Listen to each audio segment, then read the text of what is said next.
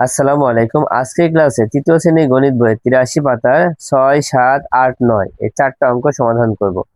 প্রথমে এই 6 নম্বরটা খেয়াল করো যে 63 জন বন্ধু 50 টাকা হারে চাঁদা তুলে 9টি অসহায় পরিবারের মধ্যে বিতরণ করলে প্রত্যেক পরিবার কত টাকা করে পাবে?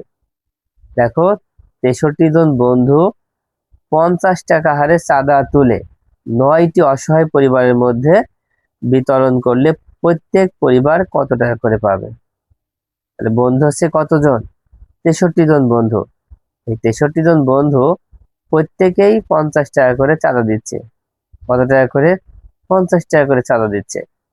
তাহলে কত টাকা হবে? এই 63 জন বন্ধু যদি 50 টাকা করে চাঁদা দেয় তাহলে কত টাকা হবে আগে সেটা বের করতে হবে। বের করার পরে যে টাকাটা হবে সেই টাকাটা আমরা 9টি পরিবারকে ভাগ করে দিব। তার মানে 9 দিয়ে ভাগ করতে হবে। প্রথমে গুণ হবে, পরে হবে ভাগ। তাহলে শুরু করবা কিভাবে?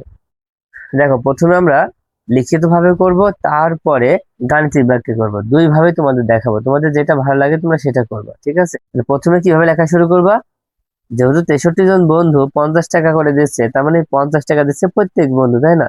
তাই লিখবো একজন বন্ধু টাকা দেয়, একজন বন্ধু চাঁদা দেয়, চাঁদা দেয়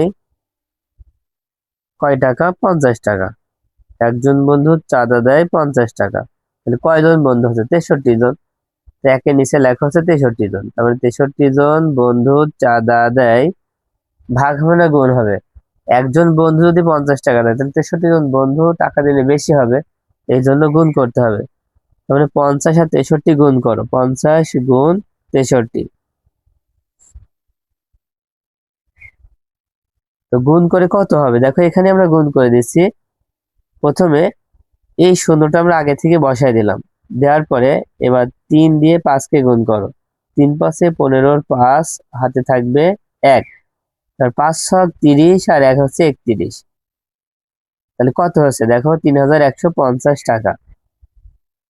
তার মানে 63 জন বন্ধু যদি 50 টাকা করে টাকা দেয় তাহলে টাকা হবে 3150 টাকা। এখন এই 3150 টাকা আমরা 9টি অসহায় পরিবারের মধ্যে বিতরণ করে দিব। 9টি অসহায় পরিবারের মধ্যে যদি দেওয়া হয় তাহলে প্রত্যেক পরিবার কত করে টাকা পাবে? এখন যদি তোমাদেরকে বলা হয় যে 3150 টাকা আমরা কয়টা পরিবারকে দিব? 9টা পরিবারকে দিব। তাহলে 9টা পরিবার পাচ্ছে হচ্ছে 3150 টাকা। তাহলে আমরা লিখতে পারি যে 9টি পরিবার পায় 3150 টাকা। আমরা কিন্তু এভাবে লিখতে পারি যে 9টি পরিবার পায় 3150 টাকা। 9-এর নিচে লিখবো, যেহেতু প্রত্যেক পরিবারের কথা বলা আছে তার মানে একটি পরিবার, তাই 9-এর নিচে আমরা 1 লিখবো যে একটি পরিবার পায়। 9টি পরিবার যদি 3150 টাকা পায় তাহলে একটি পরিবার অনেক কম পাবে। যখন অনেক কম পাবে তখনই ভাগ করতে হবে। আমরা 3150-কে 9 দিয়ে ভাগ করব। কত দিয়ে? 9 দিয়ে ভাগ করব। 9 দিয়ে ভাগ করলে কত হবে? দেখো, পাশে আমরা করে দিচ্ছি। 9 দিয়ে 3150-কে ভাগ করে ফেলো। দেখো, প্রথমে 9 দিয়ে 31-কে ভাগ করি। 31-কে ভাগ করলে 3 বাদ যাবে। দেখো, 9 ঘরে নামতে পারো, 9 কে 9, 9 দুগুণে 18, 3 নাম 27, 4 নাম 36, 4 নিলে বেশি হচ্ছে তাই 3 বাদ যাবে। 3 বাদ নিলে কত হবে? 3 নাম 27। এবার বিয়োগ করে ফেলো। দেখো, 31 থেকে 27 বিয়োগ করলে 4 হবে। কত হবে? 4 হবে। এবারে এই 5 নামায় দাও।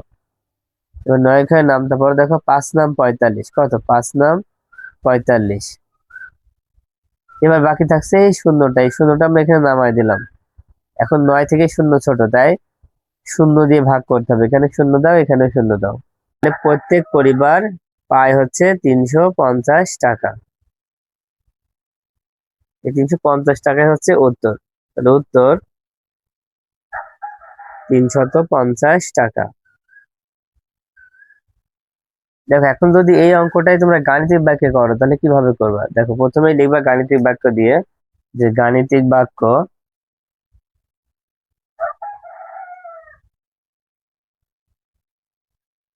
প্রথমে কি করবা, 50 আর 63 গুণ করবা, 50 গুণ 63, তারপরে ভাগ দিয়ে লিখবো হচ্ছে 9। যেহেতু 50 63 প্রথমে গুণ হবে, তারপরে 9 ভাগ হবে, এই জন্য গাণিতিক বাক্য দিয়ে লিখবা 50 গুণ 63 ভাগ 9। এবার 50 আর 63 গুণ করে আমরা পেয়েছিলাম 3150 টাকা। 3150 টাকা, তারপর ভাগ দিয়ে 9 লিখতে হবে। এবার 9 দিয়ে 3150 কে ভাগ করলে কত হয়, 350 হবে। কত হয়, 350। তাহলে উত্তর লিখবা, অতএব প্রত্যেক পরিবার পায়, প্রত্যেক পরিবার পাবে 350 টাকা। এবার 7 নাম্বার খেয়াল করো। 7 নাম্বারে আছে, হেলেন একটি 104 মিটার লম্বা ফিতার 13 ভাগের 5 ভাগ তার ছোট ভাই রিফাতকে দিল। রিফাত কত মিটার ফিতা পেল? তার মানে 104 মিটার লম্বা একটা ফিতা, 13 ভাগের 5 ভাগ, 13 ভাগের 5 ভাগ তার ছোট ভাই রিফাতকে দিল। তো রিফাত কত মিটার পেল, কিভাবে করবা? দেখো, এই অঙ্কটা তোমরা কিন্তু বাংলায় সাজিয়ে লিখতে পারছো না। মানে বাংলায় যদি সাজিয়ে লিখতে না পারো যে আমি কিভাবে শুরু করব, তাহলে গাণিতিক বাক্য দিয়ে করবা। যে অঙ্কটা তোমরা লিখিতভাবে সাজাতে পারবা না, সেই অঙ্কটা কিভাবে করবা, গাণিতিক বাক্যে করবা, তাহলে তোমাদের কাছে সহজ হবে। তো গাণিতিক বাক্যে করার জন্য, যেহেতু প্রথমে আমাদের কি 104 মিটার লম্বা ফিতাকে 13 ভাগ করতে হবে। 104 মিটার লম্বা ফিতাকে কত ভাগ করতে হবে, 13 ভাগ করতে হবে। প্রথমে আমাদের ভাগ করতে হবে। ভাগ করার পরে সেখান থেকে 5 ভাগ ছোট ভাইকে দিবা। 5 ভাইকে যখন 5 ভাগ ছোট ভাইকে দিব, তখন কিন্তু আমাদের গুণ করতে হবে। কারণ একটা নিয়ম আছে, যে কোনো অঙ্কের ক্ষেত্রে প্রথমে যদি অঙ্কের মধ্যে ভাগ হয়, তাহলে পরের বার গুণ হবে, আর প্রথমে যদি গুণ হয়, তাহলে পরের বার ভাগ হবে। আমি আবার বলছি, কোনো অঙ্কের মধ্যে প্রথমে যদি ভাগ হয়, তাহলে পরে গুণ হবে, আর প্রথমে যদি গুণ হয়, তাহলে পরে ভাগ হবে। এটাই কিন্তু নিয়ম। তাহলে 7 নম্বর অঙ্কটা আমরা গাণিতিক বাক্য দিয়ে করব। তাই লিখবো গাণিতিক বাক্য।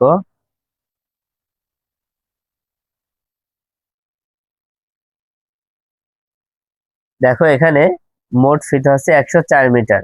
তাই লিখো 104, তারপরে যেহেতু ফিতাটাকে আমরা কত ভাগ করব, 13 ভাগ করব, তাই ভাগ দিয়ে লিখবো হচ্ছে 13। এবার 13 ভাগ করার পরে 5 ভাগ তার ছোট ভাইকে দিব। তাই প্রথমে ভাগ হলে পরের বার গুণ লিখতে হয়।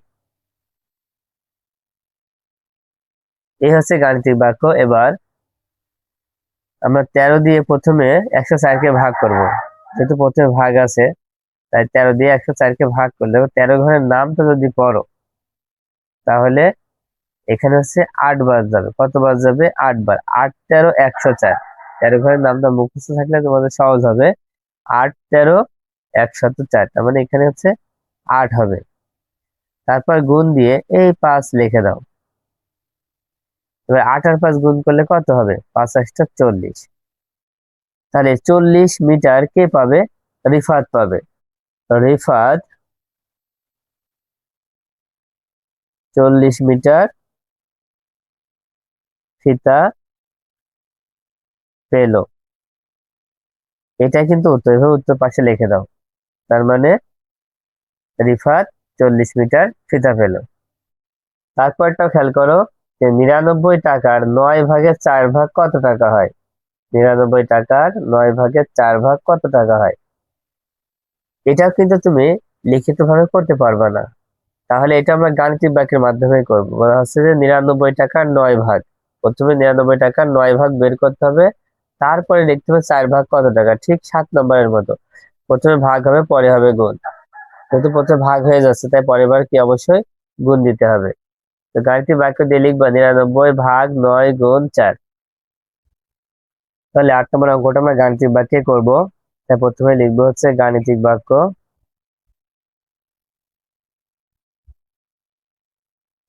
এবার কি করবা, এই 99 কে 9 দিয়ে প্রথমে ভাগ করবো। যেহেতু 99 টাকা 9 ভাগ, 99 ভাগ 9। এবার 4 লিখবো কি গুণ দিয়ে, প্রথমে ভাগ হলে পরের বার অবশ্যই গুণ হবে। এই হচ্ছে গাণিতিক বাক্য। এবার এটা যদি সমাধান করা হয়, তাহলে প্রথমে ভাগ আছে, তাই ভাগের কাজটা আগে করব। 99 কে প্রথমে 9 দিয়ে ভাগ করবা। 9 দিয়ে 99 কে ভাগ করলে কত হয়? দেখো এখানে যদি আমরা ভাগ করি 9 দিয়ে, 9 দিয়ে 99 কে যদি ভাগ করি, প্রথমে 9 দিয়ে 9 কে ভাগ করা যাচ্ছে। 9 দিয়ে 9 কে ভাগ করলে একবার যায়, 9 হচ্ছে 9। এবার এখানে তো বিয়োগ করা যাচ্ছে না, দেখো বিয়োগ করলে কিছুই থাকে না। এবার এই 9টা নামায় দাও। এবার ফের 9 দিয়ে 9 কে ভাগ করলে একবার যায়, মানে 9 হচ্ছে 9 হয়, কত হচ্ছে? 11 হচ্ছে। তার মানে এখানে 11 হবে। এবার গুণ দিয়ে এই 4টা লিখে দিবা। এবার 11 আর 4 গুণ করে ফেলো। দেখো 4 11 কত হয়? 44। না হলে 4 আর 1 গুণ করো, 4 অক্ষে 4, 4 অক্ষে 4, তাহলে কত হচ্ছে? 44 টাকা। তাহলে উত্তর লিখবো, অতএব 99 টাকার 9/4 সমান 44 টাকা। এটাই কিন্তু উত্তর। তোমরা এভাবে উত্তর লিখতে পারো যে উত্তর 44 টাকা। এবার 9 নম্বর খেয়াল করো। 9 নম্বরে বলা হচ্ছে সালমা 112 কিলোমিটার পথের 14 ভাগের 13 ভাগ বাসে যায় এবং বাকি পথ হেঁটে যায়। সে কত পথ বাসে যায়? দেখো মোট পথ হচ্ছে 12 কিলোমিটার। এই 12 কিলোমিটার পথের 14 ভাগের 13 ভাগই সে বাসে যায়। 12 কিলোমিটারের 14 ভাগের 13 ভাগই কিসে যাচ্ছে? বাসে যাচ্ছে, আর বাকি পথ হেঁটে যাচ্ছে। তাহলে সে কত পথ বাসে যায়? তাহলে কি করবা? দেখো ঠিক একই রকম অঙ্ক, হ্যাঁ, 7 8 9 একই রকম অঙ্ক। এটা আমরা গাণিতিক বাক্য দিয়েই করব।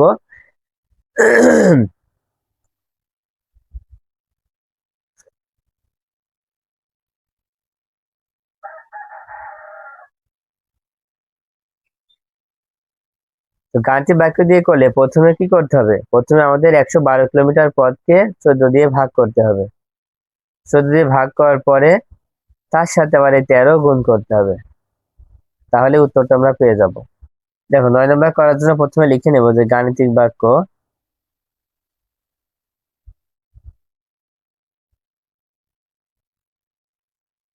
এবার কি করবা? এখানে মোট দেওয়া আছে 112 কিলোমিটার, প্রথমে 112 কিলোমিটার লিখে নাও। এবার ভাগ দিয়ে লিখবো হচ্ছে 14, কারণ এই 112 কিলোমিটার পথকে প্রথমে 14 ভাগ করে নিতে হবে। 14 ভাগ করে নেওয়ার পরে এবার সেখান থেকে আমরা 13 ভাগ বের করব বাসের জন্য। তো প্রথমে ভাগ হলে পরে কি হবে? গুণ হবে। যে কোনো অঙ্কের নিয়ম হচ্ছে ভাগ এবং গুণ যদি পর পর হয় তাহলে প্রথমে ভাগ হলে পরে হবে গুণ, প্রথমে গুণ হলে পরে হবে ভাগ। এখন এটা সমাধান কিভাবে করবা? দেখো প্রথমে ভাগ আছে, ভাগের কাজ আগে হবে। তার মানে 112কে 14 দিয়ে ভাগ করতে হবে, মানে 14 ঘরের নামটা পড়তে হবে। দেখো 14 ঘরের নামটা পড়লে 8 14 112 হয়। কত হবে? 8 14 112, তার মানে 8 হবে। প্রথমে কত হবে? 8 হবে। এবার বাকি থাকছে গুণ দিয়ে 13। এবার 13 দিয়ে 8কে গুণ করো। প্রথমে 3 দিয়ে 8কে গুণ করলে 3 8 24 4, হাতে থাকবে 2। এবার 8 অক্ষে 8 আর হাতে 2 হচ্ছে 10, কত হচ্ছে? 104। তাহলে আমরা উত্তর লিখবো যে বাসে যায় 104 কিলোমিটার।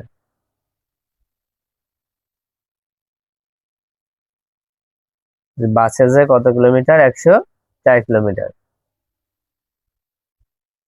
তো আশা করি তোমরা বুঝতে পেরেছো। তো আজকের মতো ক্লাসটা এই পর্যন্ত। আল্লাহ হাফেজ।